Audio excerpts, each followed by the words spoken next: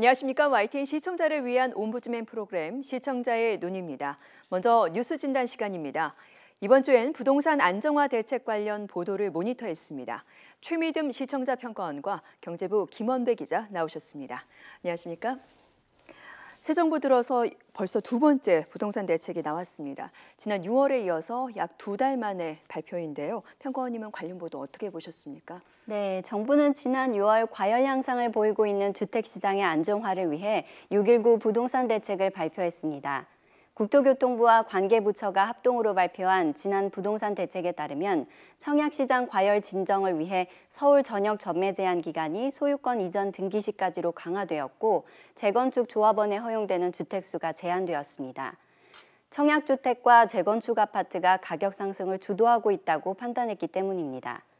또한 기존 37개 지역의 경기도 광명, 부산 기장군, 부산 진구 등 3개 지역을 조정 대상으로 추가하고 조정 지역의 주택담보대출 비율과 총 부채 상환 비율을 강화했습니다.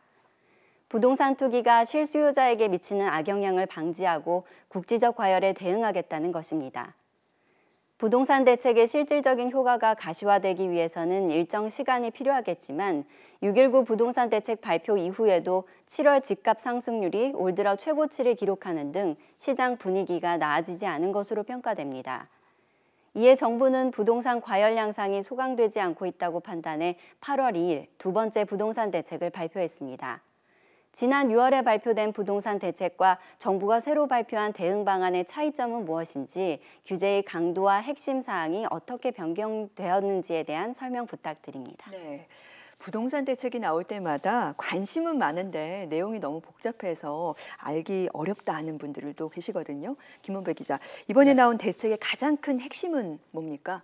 네, 이번 8.2 부동산 대책은 6.19 대책과는 비교가 불가능할 정도의 초강력 규제를 담고 있습니다. 네. 이번 8.2 부동산 대책은 집값 상승을 억제하기 위해 보유세 강화를 제외한 거의 모든 규제책을 담고 있습니다. 우선 6.19 대책의 내용을 보면 경기도 광명시와 부산 기장군 그리고 부산 진구 등 3개 지역을 조정 대상 지역으로 추가해 재당첨 제한 등의 규제를 적용하기 시작했습니다.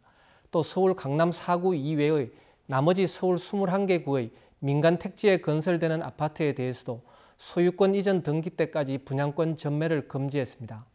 그리고 조정 대상 지역에서 주택담보대출을 받을 때 적용되는 담보인정비율 LTV와 총부채 상환 비율 DTI를 각각 10%포인트씩 인하했습니다.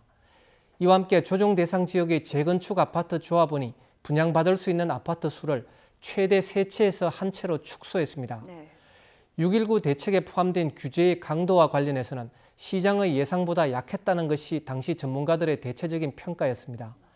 결국 6.19 대책 이후에도 집값 상승세가 확산하자 정부는 이번 8.2 부동산 대책을 통해 초강력 규제책을 들고 나왔습니다.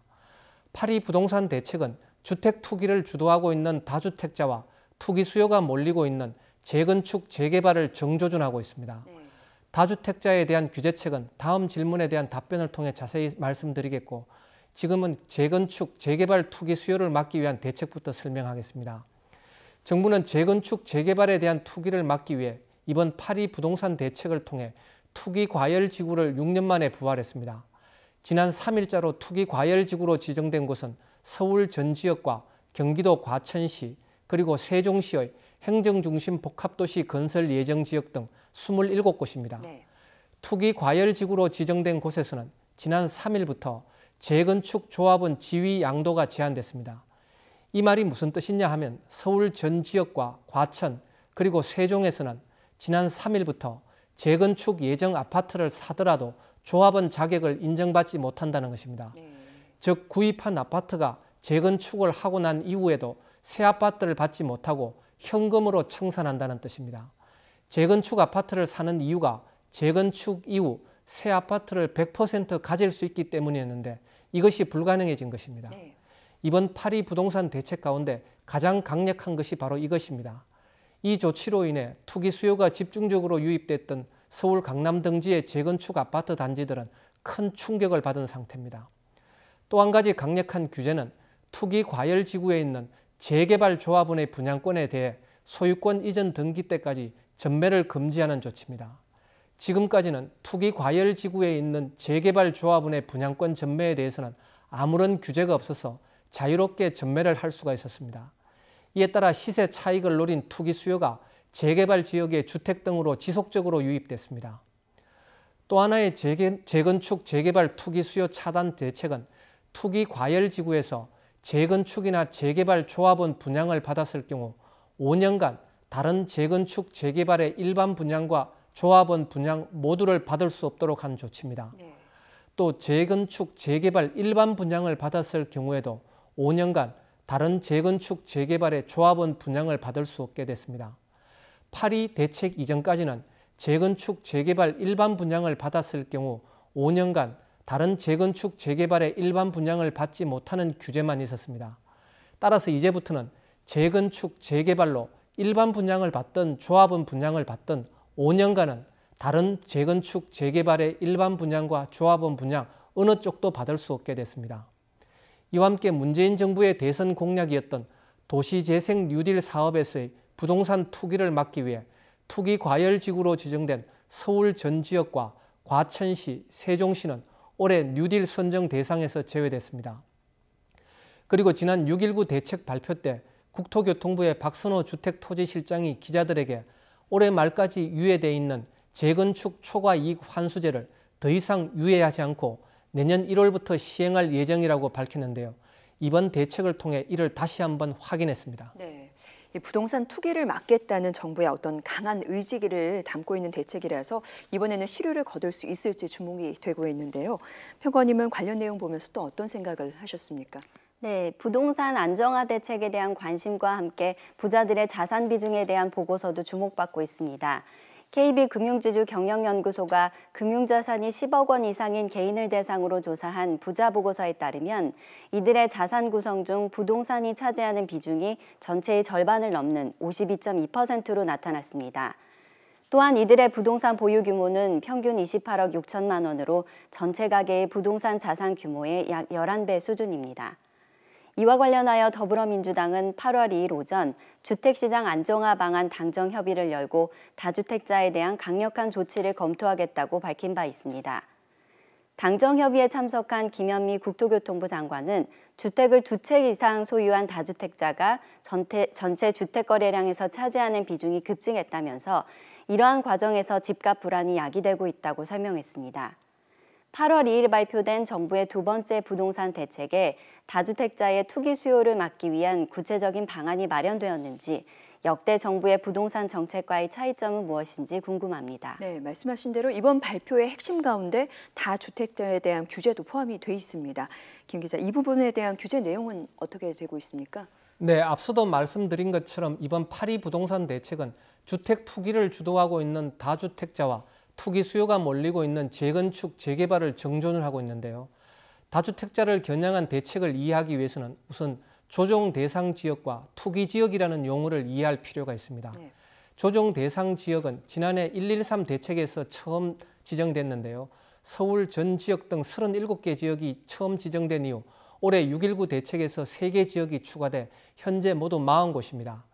투기 지역은 2012년 5월 이후 5년 3개월 만에 부활했는데요.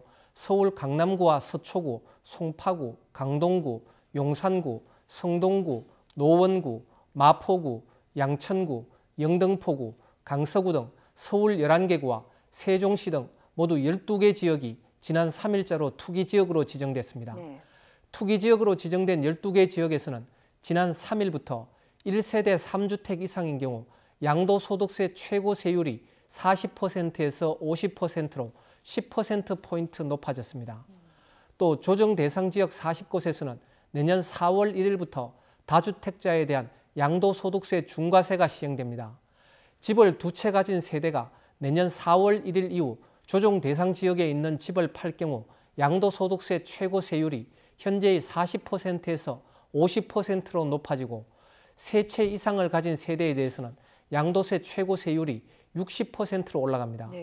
그리고 지난 3일부터 서울 등 조정 대상 지역에서 주택을 구입할 경우에는 1세대 1주택이라도 2년 이상을 살아야 양도세 비과세 혜택을 받을 수 있게 됐습니다. 이와 함께 내년 1월 1일부터 조정 대상 지역에서 분양권을 전매할 경우 보유 기간에 관계없이 양도소득세 세율이 50%가 적용됩니다. 다주택자에 대해서는 금융 규제도 강화됩니다. 투기 지역에서 주택담보대출을 받을 경우 지금까지는 1인당 한 건으로 제한되어 있는데 이번 대책을 통해 세대당 한 건으로 강화됐습니다. 주택담보대출이 없는 다른 세대원을 통해 추가로 대출받는 것을 차단한 것입니다. 그리고 투기 과열지구와 투기 지역에서는 주택 유형과 대출 만기 그리고 대출 금액 등에 관계없이 담보 인정 비율 LTV와 총부채 상환 비율 DTI가 각각 40%로 낮아집니다. 또 주택담보대출을 이미 받은 세대가 추가로 주택담보대출을 받을 경우에는 LTV와 DTI가 각각 30%만 인정됩니다. 마지막으로 다음 달부터 투기 과열 지구에 있는 거래 가격 3억 원 이상의 주택이나 분양권, 입주권을 살 경우에는 자금 조달 계획과 입주 계획을 의무적으로 신고해야 합니다. 다주택자에 대한 국세청의 자금 출처 조사 가능성을 열어둔 것입니다. 앞서도 말씀드린 것처럼 이번 8.2 부동산 대책은 다주택자와 재건축, 재개발을 겨냥한 것인데요.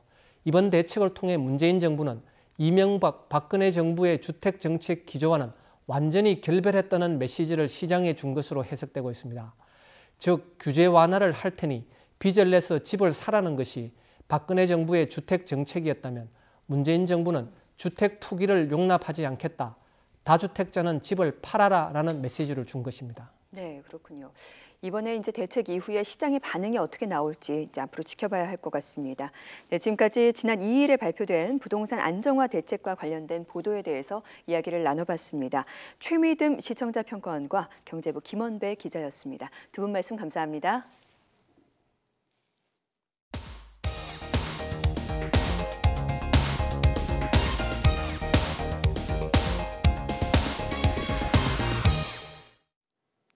지상파 DMB 채널인 YTN DMB 프로그램을 평가하는 내가 본 YTN 순서입니다. 이번 주에는 구석구석 코리아와 뉴스나이트에 대한 정은정 평가원의 의견을 들어보겠습니다. 시청자 여러분 안녕하세요. YTN DMB 시청자평가원 정은정입니다. 여름 휴가철을 맞아 여러분은 어느 곳으로 피서를 떠나셨나요? 피서란 더위를 피해 시원한 곳으로 간다는 뜻이기도 한데요. YTN DMB의 구석구석 코리아에서는 지난 방송을 통해 여름의 더위를 피할 만한 시원하고 재미있는 여행지를 소개해줬습니다.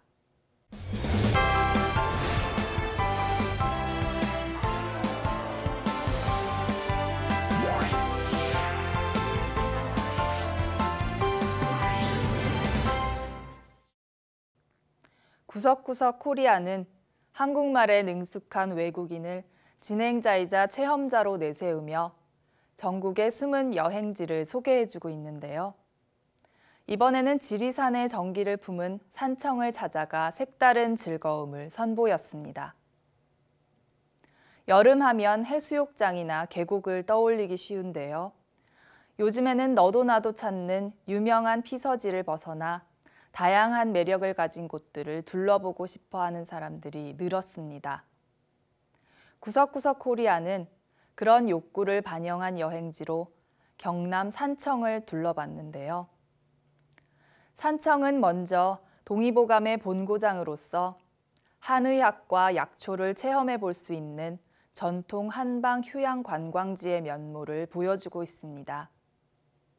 지리산에서 나는 좋은 약초, 좋은 환경, 그리고 땅의 기운 등이 종합된 장소로서 산청에 동의보감촌이 생겨났다는 것인데요. 진행자인 아비가일은 한의사의 진맥을 통해 자신의 몸 상태를 측정해보고 한방 체험을 합니다. 배에 냉기가 있다는 진단을 받아 한의사와 함께 약초 베개를 만들고 뜸 치료를 받는가 하면 침을 맞기도 하는데요. 우리에게는 익숙한 모습일 수 있는 한방 치료를 서양인인 진행자가 체험해봄으로써 새삼 흥미롭게 느껴졌습니다. 기체조를 하는 진행자의 모습 또한 동의보감촌의 다양한 여행 콘텐츠를 보여주는 장면이었습니다. 동의보감촌이라는 특성에 맞게 여러 가지 체험을 볼 수 있었던 점은 좋았지만 산청이 동의보감촌으로서 주목을 받게 된 지리적 특성과 역사적 환경을 지도와 간략한 설명으로 먼저 언급해 주었다면 산청에 대한 이해가 더욱 깊어졌을 거라고 여겨집니다. 동의보감촌 못지않게 산청에서 빼놓을 수 없는 곳이 바로 경호광이라고 하는데요. 경호광의 풍경과 시원한 물줄기를 보는 것만으로도 더위가 가시는 느낌이었습니다. 래프팅 체험을 할 수 있는 곳은 여러 곳이 있지만 경호광의 래프팅은 웰빙 래프팅이라는 컨셉을 내세웠는데요. 하지만 다른 래프팅 체험과 크게 다른 것이 없어 조금 의아했습니다. 래프팅 체험만으로도 시청자들에게 시원한 볼거리를 제공할 수 있었던 만큼 무리한 설정은 없어도 될 요소였다고 생각됩니다. 래프팅 체험을 한 후에는 청정 1급수에서만 사는 민물고기 은어를 낚는 체험도 할 수 있었는데요. 경호광은 전국 최대 은어 서식지라고 합니다. 놀림 낚시라는 방법을 통해 은어를 낚는 진행자의 신명난 모습이 방송을 보는 시청자의 입장에서도 어깨를 들썩이게 했습니다. 좋은 여행에는 맛있는 요리도 빼놓을 수 없는데요.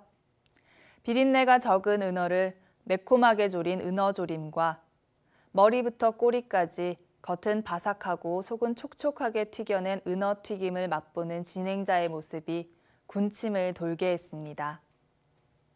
시원하면서도 부드러운 맛이 난다는 맛 표현을 듣고 있으면 얼른 산청에 가서 은어 요리를 먹어보고 싶다는 생각이 들 정도였습니다. 구석구석 코리아가 한국 사람들은 물론 외국인 여행자들에게도 숨은 여행지를 소개해 주려는 기획 의도를 가진 만큼 지난 방송에서 소개한 산청이라는 새로운 피서지는 굉장히 매력적인 요소들을 갖추고 있었습니다. 구석구석 코리아 산청편은 여름에 걸맞는 재미난 체험과 먹을거리를 군더더기 없이 깔끔한 구성으로 전해주면서 시청자들에게 여름의 즐거움을 느낄 수 있게 해줬는데요. 한 가지 아쉬운 점은 전체적인 내용을 볼 때 지리산의 정기를 품은 곳이라는 제목이 조금 어울리지 않는 것 같다는 점입니다.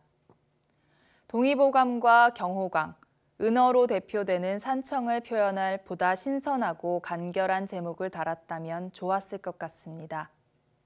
하지만 구석구석 코리아는 여행의 여러 가지 요소들을 잘 담고 있는 데다 진행자의 밝고 신난 모습이나 성우의 익살스러운 내레이션, 정보를 적절히 전달해주는 자막 등 프로그램의 전체적인 분위기도 꽤 자연스러운데요. 구석구석 코리아는 프로그램의 길이는 길지 않지만 시청자들이 일상을 잠시 떠나볼 수 있게 해주는 기분 좋은 스낵컬처로서도 손색이 없어 보입니다. 구석구석 코리아가 앞으로도 어떤 여행지를 소개해 줄지 벌써 기대가 됩니다.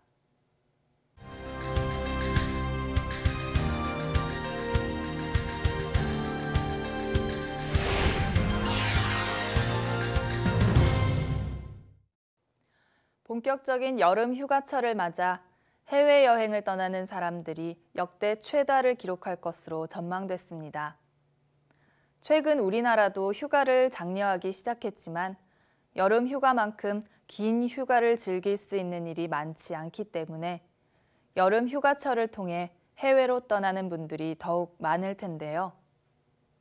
소중한 휴가를 망치지 않기 위해서는 주의해야 할 점들도 있습니다. 바로 낯선 나라의 환경에서 접할 수 있는 감염병의 위험인데요. 설레는 마음에 자칫 소홀할 수 있는 감염병에 대한 유익한 정보를 YTN이 보도했습니다. 세계보건기구인 WTO가 최고 경계령을 발동한 조류 인플루엔자는 세계 곳곳에서 주의해야 할 감염병이라고 합니다. 뉴스는 조류 인플루엔자로 인한 조류 살처분 장면과 함께 전문가이자 권위자인 WTO 사무총장의 관련 발언을 먼저 소개하면서 감염병의 심각성을 보다 신뢰성 있게 전달하고 있습니다. 특히 조류 인플루엔자로 281명이 사망한 중국을 여행할 때는 살아있는 닭과 같은 가금류가 있는 곳은 피해야 한다고 합니다. 필리핀이나 베트남 등 동남아시아 지역과 중남미는 지카 바이러스를 조심해야 하며 중동 여행자는 메르스 유입 위험이 있어 낙타와의 접촉을 피하는 게 좋다고 하는데요. 낙타와의 접촉을 주의해달라는 질병관리본부장의 발표를 함께 전하며 정보의 신뢰성을 높였습니다. 이어 국내외를 막론하고 비브리오 폐혈증과 콜레라 같은 감염병을 예방하기 위해선 물과 음식을 반드시 끓여 먹고 손을 깨끗이 씻어야 한다는 내용도 추가함으로써 여름철 감염병에 대한 전반적인 주의사항을 일목요연하게 정리해줬는데요.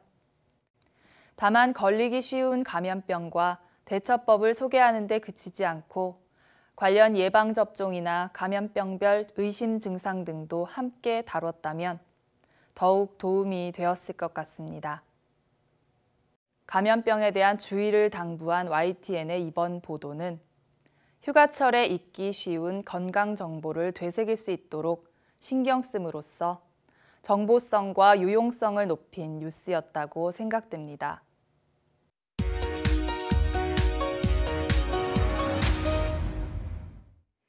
이번 순서는 시청자들의 지적사항을 정리한 모니터 보고 시간입니다. YTN 뉴스를 시청하다 보면 혼동을 줄 수 있는 자막이나 지나치게 희화화된 자막이 종종 나타나는데 시청자들은 좀 더 세심한 주의를 당부했습니다. 지난 2일 최근에 새롭게 대두되고 있는 스토킹, 데이트 폭력 등 각종 젠더 폭력에 대한 기사를 전하면서 데이트 폭력 범정부 대책 서두른다라는 자막이 방송됐는데 젠더 폭력 전반에 대한 범정부 대책이 데이트 폭력에 국한된 것으로 전달될 우려가 있었고 이후 자막에서는 젠더 폭력 없앤다로 방송돼 혼동을 야기할 수 있었다는 지적이 있었습니다. 같은 날 정부의 부동산 안정화 대책 발표에 앞서 당정 협의가 열렸다는 기사를 전하면서 반시장 정책 난무라는 자막이 화면에서 약 2초 만에 사라졌는데 반을 한자로 표기해주면 제대로 이해가 가능했겠다는 지적이 있었습니다. 그리고 안철수 전 의원에 대한 한동안의 정치 역정을 영상 구성으로 방송했는데 흥미로운 구성과 적절한 배경음악으로 무겁지 않게 상황을 알게 해준 반면 해악을 너무 강조해서 조롱하는 듯한 느낌도 들게 해 시청하기에 좀 불편했다는 지적이 있었습니다.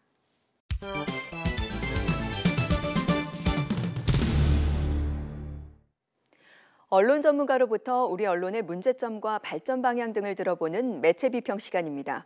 오늘은 정대철 한양대 교수로부터 뉴스 보도의 특정 프레임에 대한 문제점이라는 주제의 논평을 들어보겠습니다. 뉴스를 구성하는 요소가 무엇일까? 여러 각도에서 조명되고 있지만 뉴스도 주제에 따른 내용과 상황으로 구성되어 있습니다.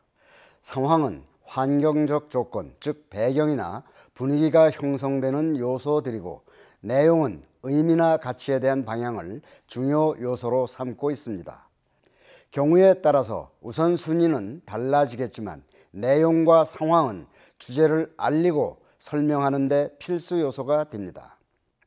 내용을 보완하는 상황이냐, 상황을 보완하는 내용인가에 대한 문제입니다.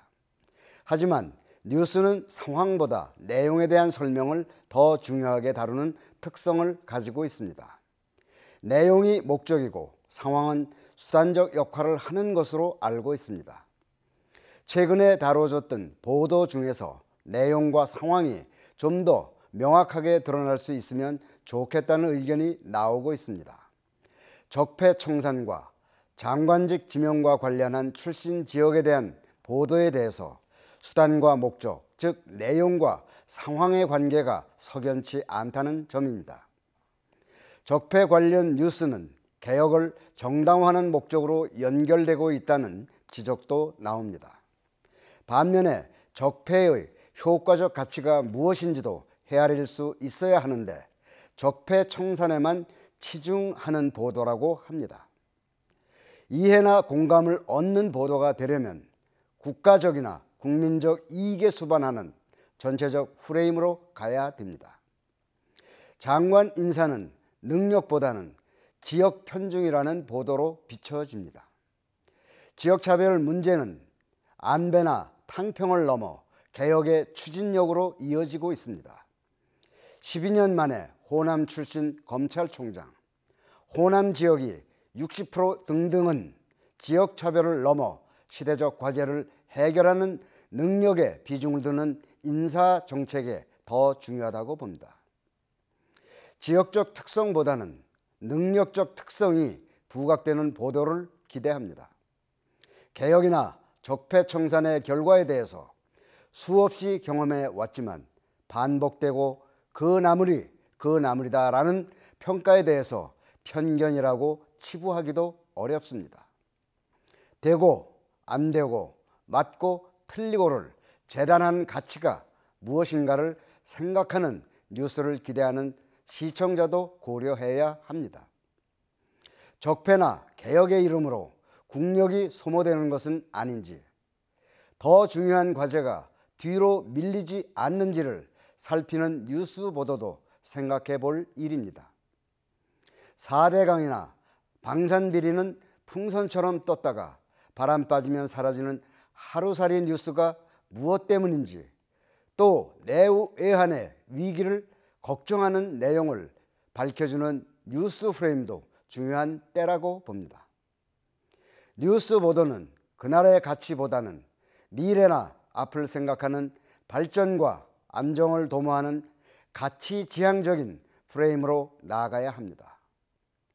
옆으로 빠져가고 당장의 상황에 매몰되면 그동안 우리가 경험했던 악순환의 반복을 조장하는 보도가 될 뿐입니다. 비판과 감시의 눈이 회복되는 뉴스 프레임을 바라고 있습니다.